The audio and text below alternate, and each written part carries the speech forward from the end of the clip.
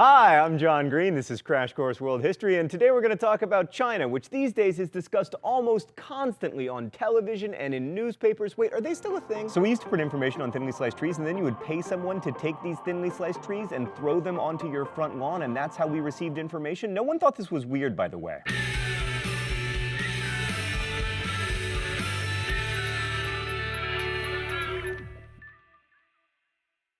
Right, but anyway, you hear a lot about how China's going to overtake the US and bury us under a pile of inexpensive electronics, but I don't want to address those fears today. Instead, I want to talk about how the way you tell a story shapes the story. China was really the first modern state, by which I mean it had a centralized government and a core of bureaucrats who could execute the wishes of that government, and it lasted in pretty much the same form from 150 BCE until 1911 CE, which is technically known as a long-ass time. The Chinese were also among the first people to write history. In fact, one of the Confucian classics is called the Shu Jing, or Classic of History. This is great for us because we can now see the things the Chinese recorded as they were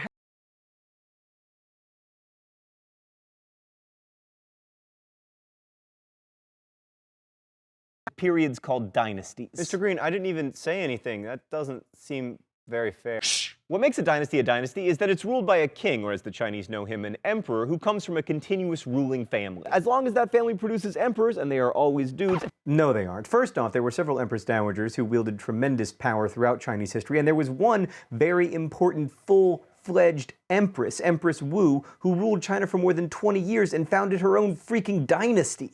And those emperors keep ruling, the dynasty gets to be a dynasty. So the dynasty can end for two reasons. Either they run out of dudes, which never happened thanks to the hard work of many, many concubines, or the emperor is overthrown after a rebellion or a war. This is more or less what happened to all the dynasties, which makes it easy for me to go over to camera 2 and describe them in a single run-on sentence. Hi there, camera 2. Leaving aside the Xia dynasty, which was sadly fictional, the first Chinese dynasty was the Shang, who were overthrown by the Zhao, which disintegrated into political chaos called the Warring States period, in which states warred over periods. Oh no, wait, it was a period in which states warred, which ended when the Qin emperor was able to extend his power over most of the heretofore warring states, but the Qin were replaced by the Han, which was the dynasty that really set the pattern for most of China's history and lasted for almost 400 years, after which China fell again into political chaos, which only means there was no dynasty that ruled over all of China. And out of this chaos rose the Sui, who were followed quickly by the Tang, who in turn were replaced after a short period of no dynasty by the Song, who saw a huge growth in China's commerce that was still not enough to prevent them from being conquered by the Yuan,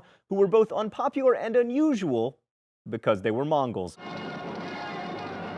which sparked rebellions resulting in the rise of the Ming, which was the dynasty that built the Great Wall and made amazing vases, but didn't save them from falling to the Manchus, who founded a dynasty that was called the Qing, which was the last dynasty because in 1911 there was a rebellion like the ones in, say, America, France, or Russia, and the whole dynastic system, which at that point had lasted for a long-ass time, came to an end. And breathe. So that's what happened, but what's interesting as far as capital H history is concerned is why it happened, and especially why the people who were writing history at the time said it happened, which leads us to the Mandate of Heaven. So the concept of the Mandate of Heaven dates from the Zhou dynasty, and current historians think that they invented it to get rid of the Shang. Before the Zhou, China didn't even have a concept of heaven, or Tian, but they did have a high god called Shengdi. But the Zhou believed in Tian, and they were eager to portray the idea of heaven as eternal, so they ascribed the concept of the Mandate of Heaven back to a time even before the Shang, explaining that the Shang were able to conquer the Xia only because the Xia kings had lost the mandate of heaven. This, of course, would have been impossible, partly because the Xia kings had no concept of heaven, and partly because, as previously noted, they didn't exist, but let's just leave that aside. The Shu Jing is pretty specific about what caused the Xia kings to lose the mandate, by the way, explaining the attack on Xia may be traced to the orgies in Mingtao. Sadly, the Shu Jing is woefully short on details of these orgies, but orgies are the kind of behavior that is not expected of a ruler,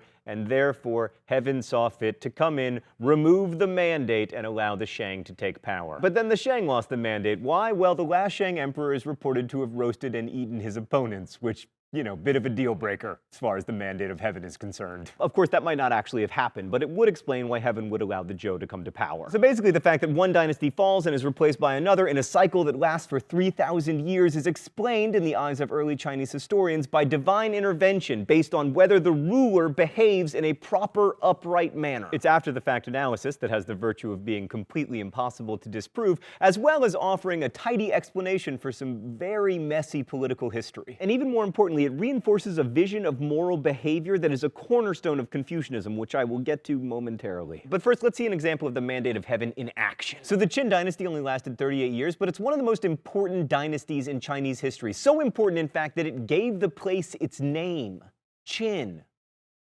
Can I just tell you guys that we literally just spent 20 minutes on that shot? We shot it like 40 times. Stan, you are in love with puns. The accomplishment of the Qin was to reunify China under a single emperor for the first time in 500 years, ending the Warring States period. As you can imagine, the making of that particular omelet required the cracking of quite a few eggs, and the great Qin Emperor Qin Shuangdi and his descendants developed a reputation for brutality that was justified. But it was also exaggerated for effect so that the successor dynasty, the Han, would look more legitimate in the eyes of heaven. So when recounting the fall of the Qin, historians focused on how a bunch of murderous eunuchs turned the Qin emperors into puppets, not literal puppets, although that would have been awesome. And these crazy eunuchs tricked emperors into committing suicide when they started thinking for themselves, etc. So the mandate of heaven turned away from these suicidal puppet emperors, which set up a nice contrast with the early Han emperors, such as Wen, who came to power in 180 BCE and ruled benevolently, avoiding extravagance in personal behavior and ruling largely according to Confucian principles. Under Wen, there were no more harsh punishments for criticizing the government, executions declined, and most importantly for the Confucian scholars who were writing the history, the government stopped burning books. Thus, according to the ancient Chinese version of history, Emperor Wen, by behaving as a wise Confucian, maintains the mandate of heaven. So who is this Confucius I won't shut up about? Let's go to the thought bubble. Confucius was a minor official who lived during the Warring States period and developed a philosophical and political system he hoped would lead to a more stable state and society. He spent a great deal of his time trying to convince one of the powerful kings to embrace his system, but while none ever did, Confucius got the last laugh because his recipe for creating a functioning society was ultimately adopted and became the basis for Chinese government, education, and, well, most things. So Confucius was conservative. He argued that the key to bringing about a strong and peaceful state was to look to the past and the model of the sage emperors. By following their example of upright moral behavior, the Chinese emperor could bring order to China. Confucius's idea of morally upright behavior boils down to a person's knowing his or her place in a series of hierarchical relationships and acting accordingly. Everyone lives his life, or her life, but like most ancient philosophical traditions, women were marginalized, in relationship to other people, and is either a superior or an inferior. There are 5 key relationships, but the most important is the one between father and son, and one of the keys to understanding Confucius is filial piety, a son treating his father with reverential respect. The father is supposed to earn this respect by caring for the son and educating him, but this doesn't mean that a son has the right to disrespect a neglectful father. Ideally, though, both the father and the son will act accordingly.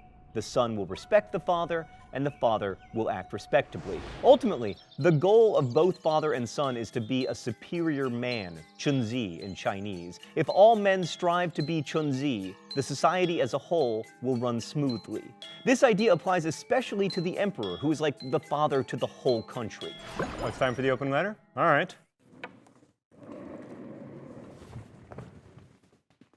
God, that's good. But first, let's see what's in the secret compartment today.